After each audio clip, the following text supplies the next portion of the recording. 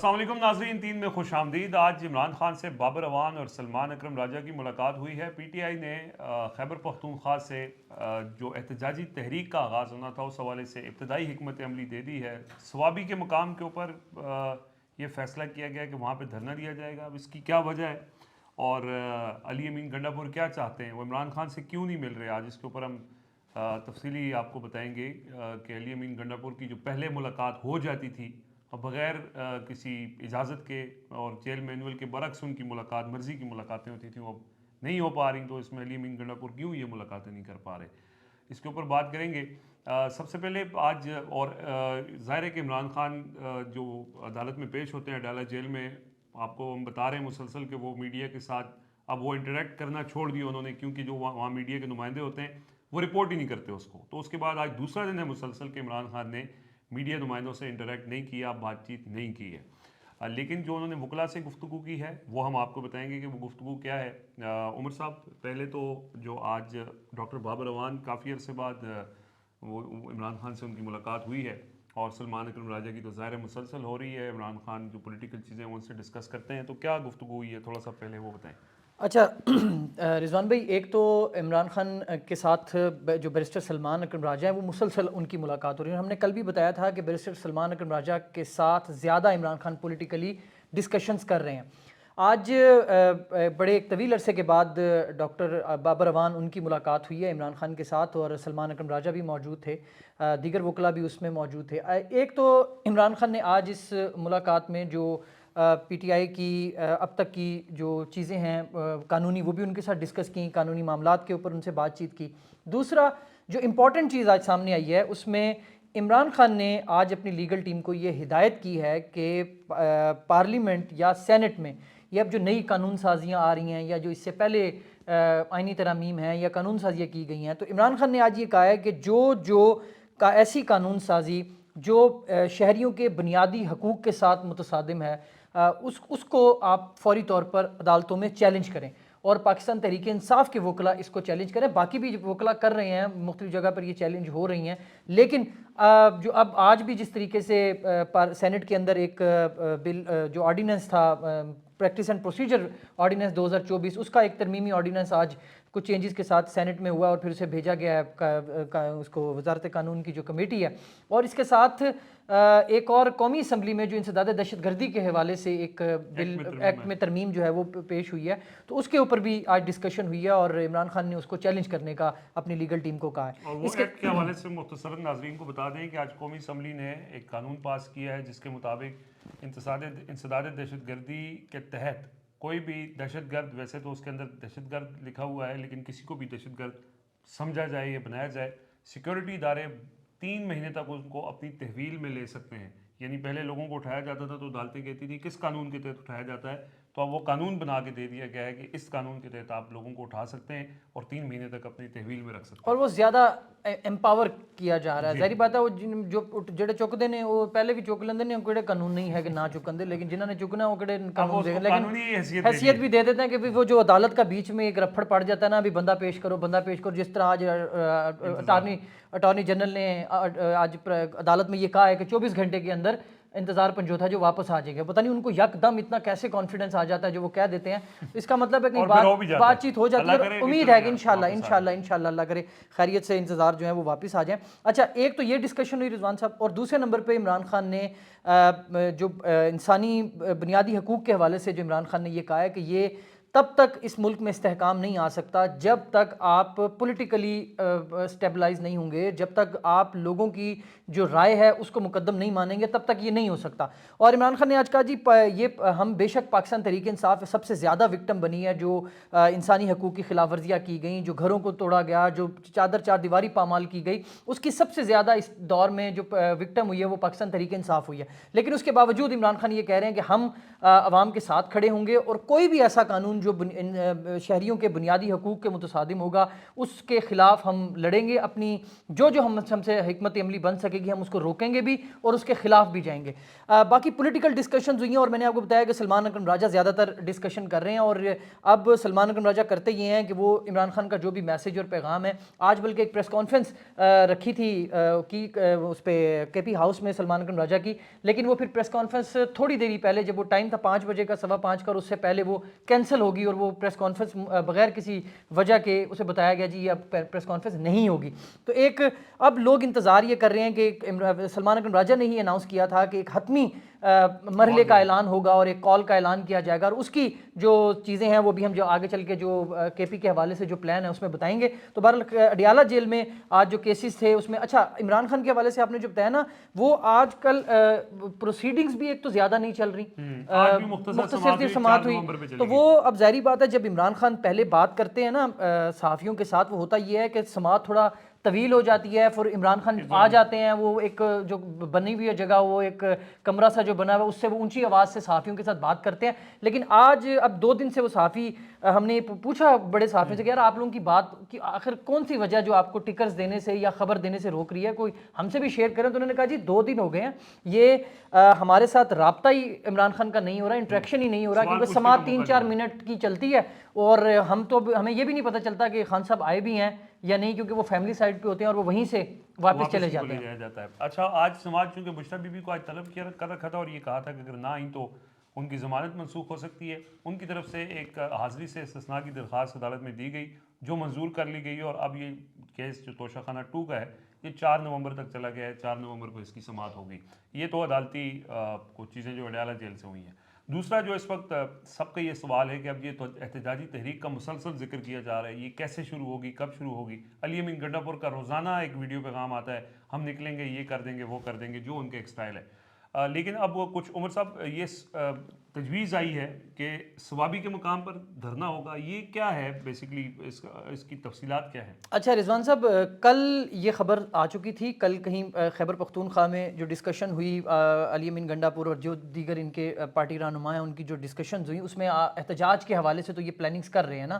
اچھا اب علی امین گنڈا پور اس احتجاج کو لے کر تھوڑا سا کنسرننگ بھی ہیں زیادہ، وہ ہم تب ڈسکس کریں گے جب آپ یہ پوچھیں گے کہ علی امین گنڈا پور ملنے کیوں نہیں جا رہے، لیکن ابھی ہم اس احتجاج کے اوپر رکھیں ساری بات کو، نہیں پہلے یہ ڈفرینٹ ہو تاکہ سیکوینس سے جو ہے نا انفارمیشن، نہیں آپ لکھیں نہیں سر، بڑی مہربانی۔ اب ہوا یہ ہے کہ علی امین گنڈا پور اور انہوں نے جو ڈیسائیڈ کیا، کل تک تجویز تھی کہ ثوابی میں ایک دھرنا دیا جائے، پورے خیبر پختونخوا سے اور دیگر جو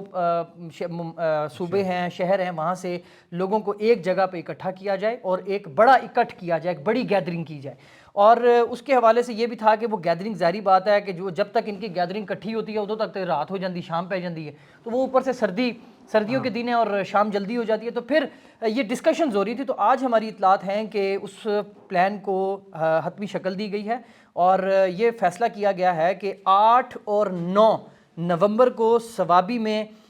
2 روزہ ایک گیدرنگ کا اہتمام کیا جائے گا۔ اب اسے ہم دھرنا نہیں کہہ سکتے، دھرنا از سٹ ان سم تھنگ ایلس، ایک گیدرنگ کی جائے گی، خیمے لگائے جائیں گے، آلموسٹ جو ٹاسک ہے وہ 10,000 خیموں کا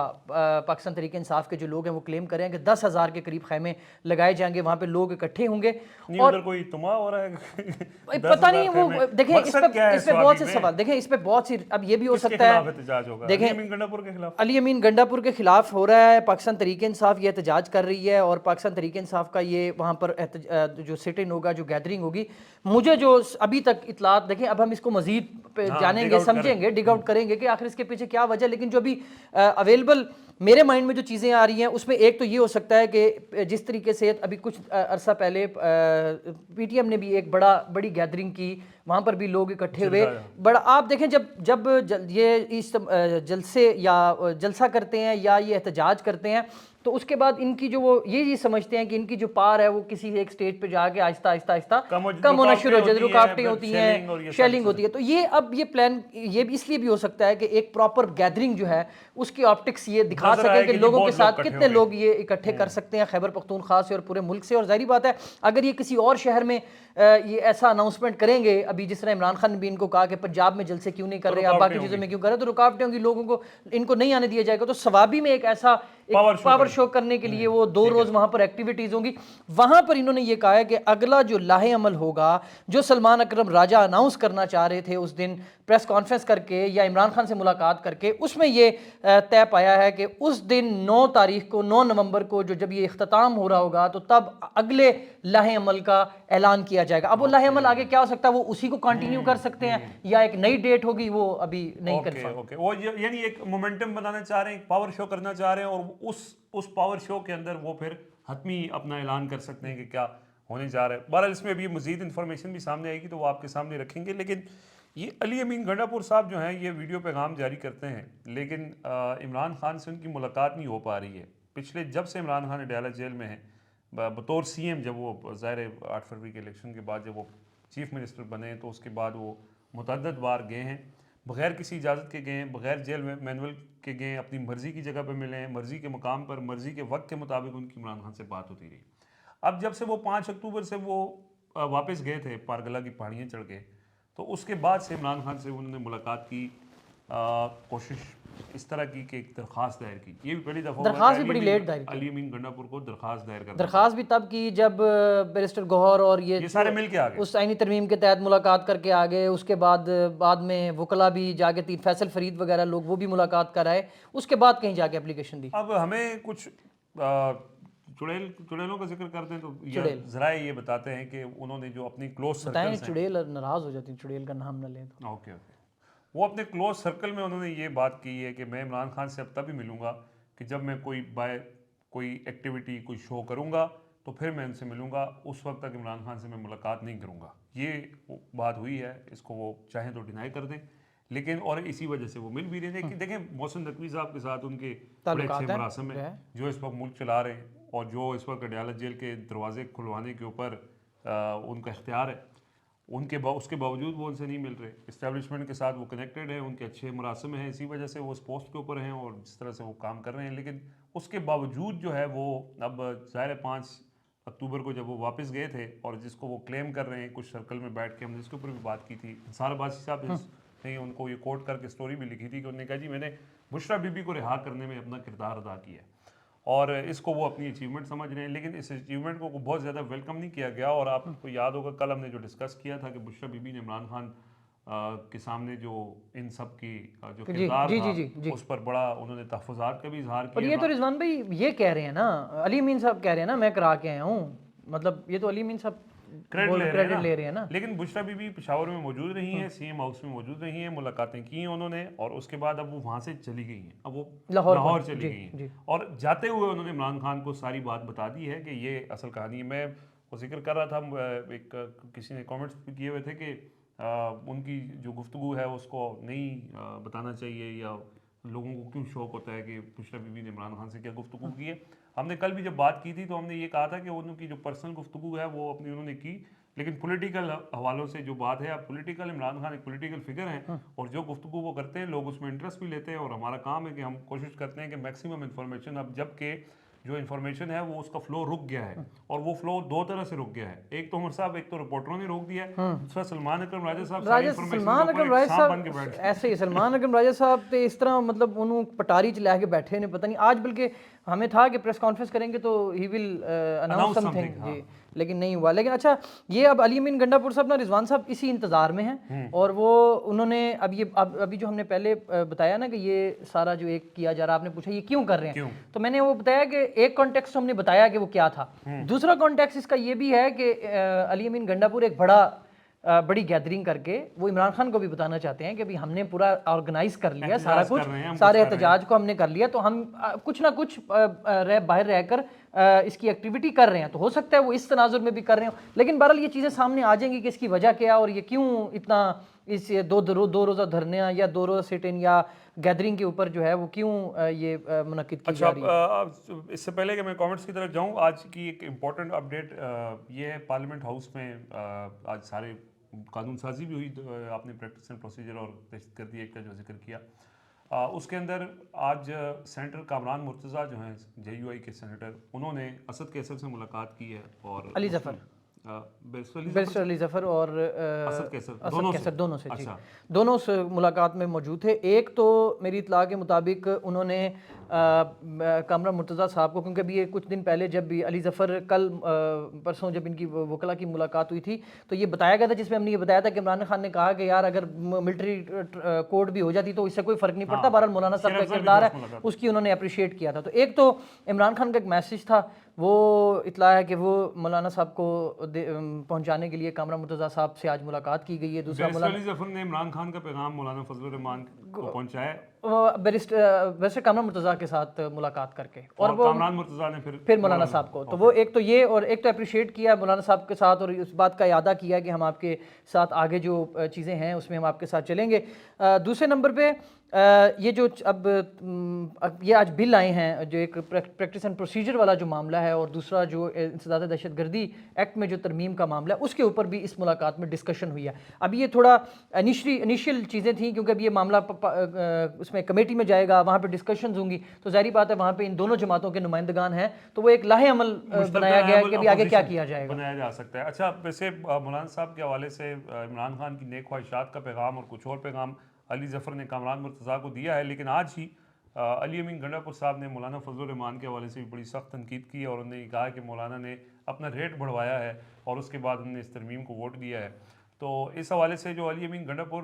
ویسے مولانا صاحب کے بڑے انہوں نے تنقید کرتے بھی ہیں ہمیشہ سے، کیونکہ ٹیرر اسماعیل خان سے ان کا تعلق ہے، وہ آپس میں رائیولز بھی ہیں. لیکن یہ بھی ایک حقیقت ہے کہ جب علی امین گنڈا پور صاحب کو پہلے جب ان کے بال کاٹے گئے تھے، ان کو اٹھایا گیا تھا، ان کو سکھر میں جیل میں رکھا گیا تھا، تو وہاں پہ علی امین گنڈا پور صاحب نے سکھر جیل سے رابطہ کیا ڈی آئی خان میں اپنے ایک دوست کو، وہ مولانا فضل الرحمان کے قریبی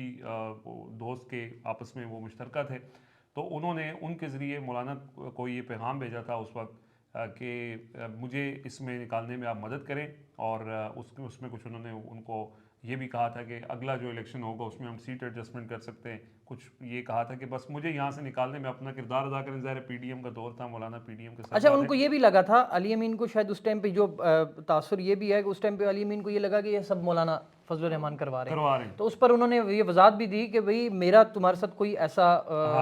فریق میں اس معاملے میں نہیں ہوں، تو میں جن لوگوں نے گرفتار کیا یا جن لوگوں کے ساتھ آپ کر رہے ہیں وہ وہی جانیں، اور آپ ان کے ساتھ اپنا معاملہ سیٹل کرو، ہمارا آپ کے ساتھ کوئی لینا دینا نہیں. لیکن بہرحال یہ جو آپ جس کانٹیکسٹ میں بات کر رہے ہیں وہ یہ کہ مشکل وقت میں اگر آپ کسی کو یاد کرتے ہیں تو اس کے بعد پھر اس طرح، اور جب پارٹی پالیسی بھی نہیں ہے کہ اس طرح تنقید نہیں کرنی، لیکن وہ کر رہے ہیں. بہرحال یہ کچھ چیزیں، کچھ حقائق ہیں.